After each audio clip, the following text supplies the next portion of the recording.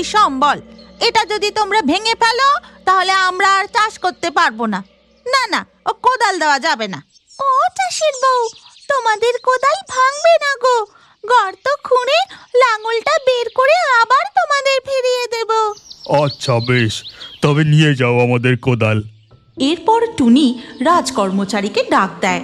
রাজকর্মচারী চাষি দম্পতির থেকে কোদালটি নিয়ে গিয়ে লাঙলের পাশে গর্ত করতে থাকে।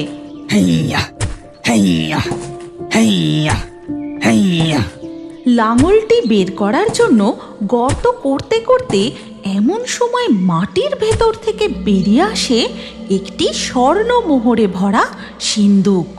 হে ভগবান, এ আমি কি দেখছি?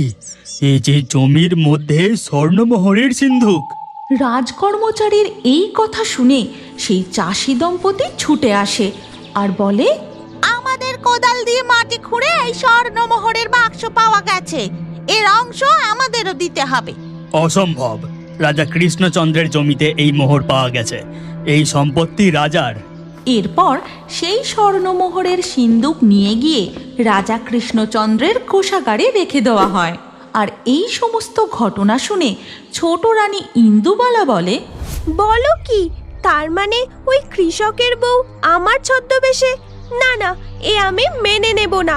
এ মহা অন্যায়। আমি এক্ষুনি মহারাজকে গিয়ে সব বলবো। এরপর ছোট রানী ইন্দুবালা ও টুনি পাখি রাজকক্ষে গিয়ে দেখে নকল ছোট রানী রাজার সেবা করছে। মহারাজ, এদিকে দেখুন, আমি আসল ছোট রানী, ও ছদ্মবেশী, আর ওই রাজকোষ থেকে আমার ছদ্মবেশে চুরি করছে।